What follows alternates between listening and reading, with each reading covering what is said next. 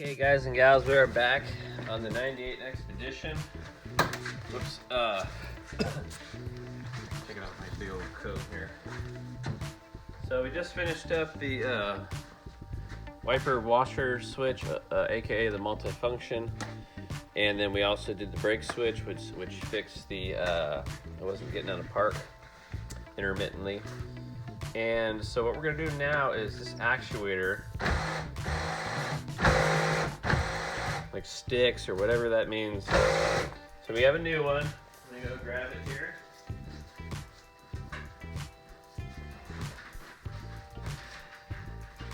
Okay.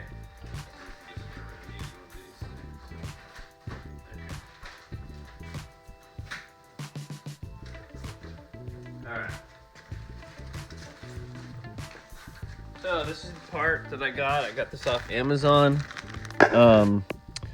It's basically a Motorcraft part. You can see the part numbers. Pause the video if you need that. But it was sold by, of course, an independent party. It's got some markings on it, but the part looks pretty good. So we're gonna take this door panel off, and then we're gonna get access to the actuator, remove it.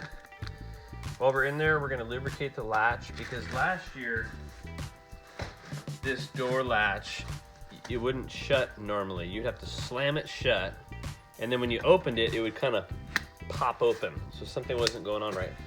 Now it's not doing that. Doesn't mean it's not gonna do it in the future. So while I'm in here, because the latch assemblies, they're only sell from Ford. It was ridiculous. It was like $200 with shipping. Couldn't find them anywhere else. I'm hoping somebody actually sells them, because, you know, what if something happens to it? But, you know, we'll cross that bridge. So what we're gonna do is take this door panel off. So I'm gonna grab a couple tools.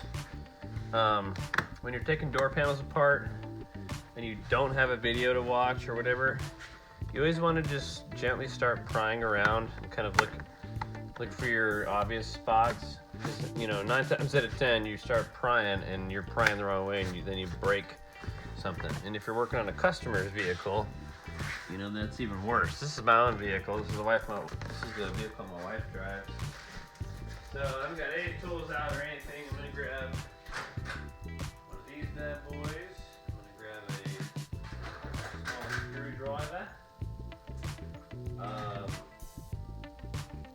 Let's see here. We'll start with that. I know I'm gonna need a 10 or an 8mm, so I'm just gonna grab both. Okay. Grab a ratchet. Well, guys, I'm recording this. It's December 19th. This will probably be published next month or so, because I've got a bunch of videos I kind of post as I go. First thing I'm gonna remove, I'm not sure if you can even see it up here. It's the little angle thing. This thing does. Let me just double check. Yeah, it does just pop out. Whoop, and it has a little something there. Well,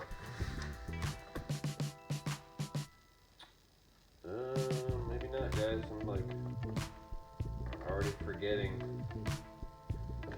That thing is a screwdriver. What is going on here? Alright, well, this pops in, but I don't know what this bottom part does. So, oh yeah, we're just gonna leave that. I think this is just gonna come off with it. We've got our door part. Again, guys, if this is a customer vehicle, you want to use plastic pieces. Obviously, you know, you're not going to damage much with a little screwdriver like this. Well, I'm just like, don't even remember anything about this right now. So I'm like literally going. I think I see a bolt right there. I'm going in blind, ladies and gents. I had to do something in this door before.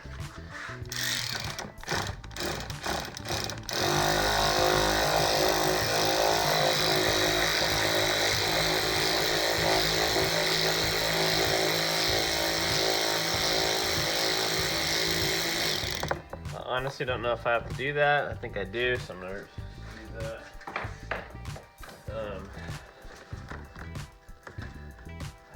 Yeah, so this should pop out. Let's get this thing out here. Same story. All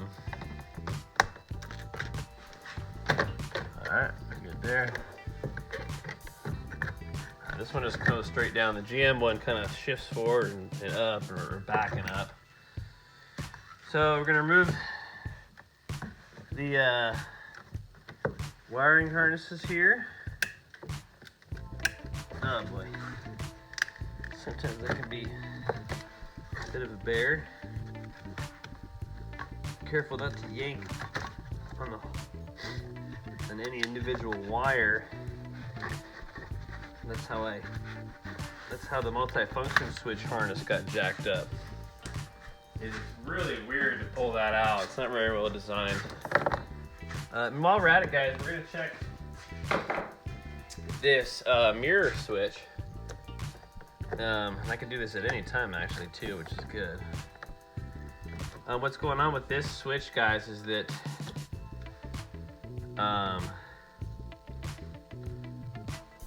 no function of both mirrors. So we're gonna probably look up the circuit and then come out and make sure obviously the fuse isn't blown, which I don't think it is. And then we're gonna test this switch. I'll probably end up getting the diagram and self-powering these motors. And once I hear that one of the things buzzing, I know this switch is the culprit. This is my inkling that the switch is bad. It could be a bad ground. The thing of it is both sides don't work at all. So, either switch, bad ground, or bad power source. That's obvious. Well, since I'm taking this panel off, let me go remove that. Now, I think that's it on this one.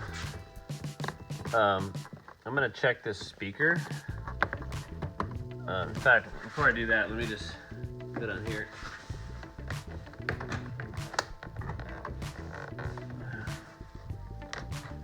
You never want to get too crazy, because literally, that's when you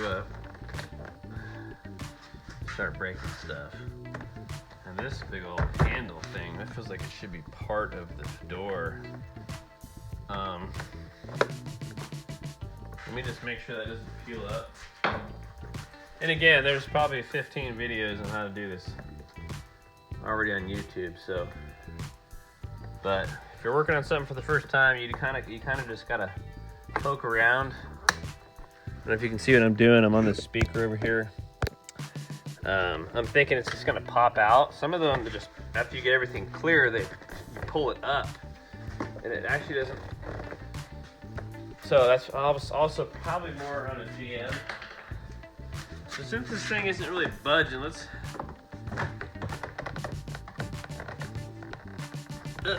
See, I ain't hardly going at all. I'm missing something here.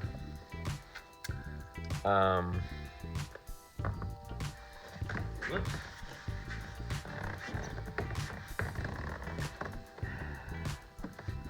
Huh.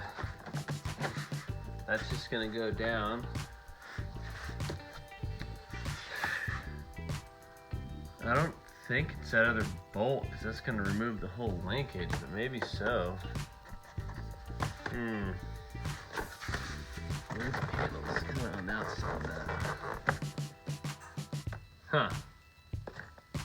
Well, guys, I'm gonna consult a video or a book or something, because I don't want to break anything on this. So I need to do a little bit of research, figure out what I'm missing. My gut tells me it's gonna pop out, and it's just,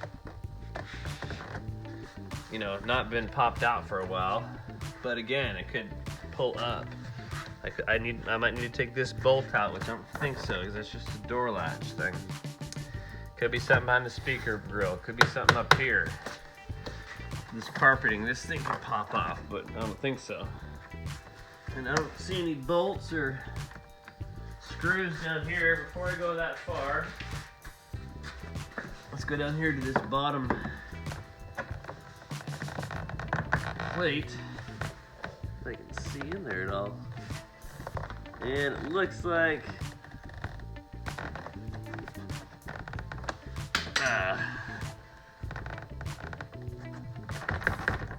jeepers.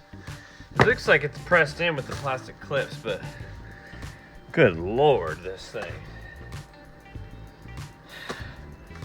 You know, if I look up and that they just do pop up, I guarantee they're all gonna snap, it feels like. So I may not even take this apart until this actuator just doesn't work.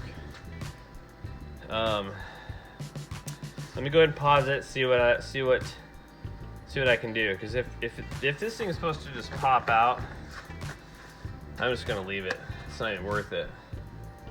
And then when I get ready to do the work, I'll probably order a bunch of the clips. That way I'm not trying to piece this thing together and hope it doesn't just. And I guarantee this handle has something to do with it too. Usually with the handle like this, it's bolted to the frame, you know what I'm saying? Frame, you know what I'm saying? All right, y'all, thanks for watching. Okay, real quick before I pull this apart. This does pop out. I've forgotten, this pops this way, then the triangle piece pops up. There's a screw here. You pop this out.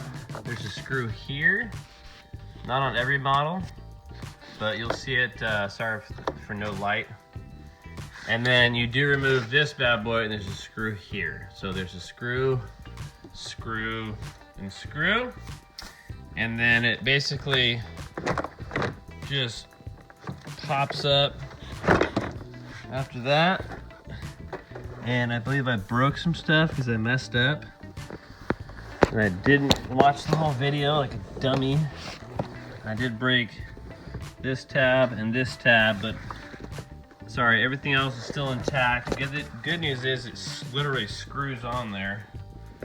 The worst thing is you break a panel and then it literally doesn't stay on there and it's like falling off, so. All right, whew. So we're back here on the, excuse the filming here, let me get reset. All right. Okay, so obviously all we really need to do is get to the actuator. So I'm just gonna kind of peel this off. I'm probably gonna pop this out just to get it out of the way. Actuator, of course, is gonna be, I think, down with this thing here. Yep. So it's gonna be bolted on. It looks like, no, it's part of the window. This is not something I'm gonna be able to film very well. Just because I really, let me see here. I just have no way to get in there with the camera, but this behind here is the actuator. And obviously it's basically, this might be the bottom half now. Let's see here. There's that. Oh, here it. So, I think it is riveted on. Wow, that's great. So it's like a bolt and a rivet. And then, which actually sucks because that rivet looks big enough to where I need to go borrow my dad's rivet tool again, the one I use for Big Red. So what you're gonna do is, of course, basically undo the connector, undo the bolt, the rivet, undo the connecting rods. And before I even go there, we're gonna study this. Actuator here. I don't want to completely destroy the bag, so let's just slice them right here. Okay. So, I'm hoping that I do not have to rivet anything. I'm pretty sure I don't. I have no idea how this hooks up yet, because I'm going to look at it with the mirror and stuff. But this is obviously the up and down. You get your electrical connector there. Prestone is no way, none of these are in no way involved in this video. This is just my stuff, so I'm not trying to monetize, so I don't want to get in trouble. So this does look like the rivet, actually, you know? So I think that's the way it's installed, because as you can tell, there's really not much room for anything else. So what I could do is drill the rivet out, if in fact this is what holds it on, and then I'll just use a really short nut and a bolt. I'll run the bolt through back here, and then I'll just hold it with a wrench. That's probably what I'm gonna do, but I don't know how it lines up, because it looks like if this is the only mounting point, it could swivel to and fro, so I need to figure that out. So anyways, but we're gonna do the actuator. I can feel it. It literally makes sounds, so it's almost like the spring inside is the thing that's buzzing. So pretty cool though. I haven't done one of these on the Ford. I've done them on other vehicles, but so this will be a learning experience for me, so enjoy. Okay, ladies and gentlemen, I lucked out. So as you can see here is the old, this is a reflection off of the window that's down. What you see on the left here is the old actuator. It comes up, and you can basically see it here. It comes up and is the loop, this rusty one on the bottom here. It loops onto the mechanism, and then our actuator is right there. You can see the body of it. In fact, here you go. Good Lord. It's not one to focus. There we go. So what's happening here is that what I looked at first is riveted to this bracket, and this bracket is riveted to the door panel, and then so I got two rivets to contend with. So I think I'm going to drill out both of these rivets. And by the way, when I didn't know I could actually see that, as you can tell, I have a perfect reflection of it right there, which is cool. So what I'm gonna do is drill out both of these rivets, disconnect the connector down there, mangle it off of this thing, and then what we're gonna do is remount the bracket exactly how it's supposed to be mounted on the new actuator with a bolt and a nut, and then we're gonna run a bolt and a nut through these bad boys. I'm not gonna rivet this unless for some reason I absolutely have to. If I have a short enough nut and bolt, I have plenty of clearance for the window regulator here. So we shall see, but I wanted to show you this. I'm gonna get to work on it and I'll show you the results. Thanks for tuning in.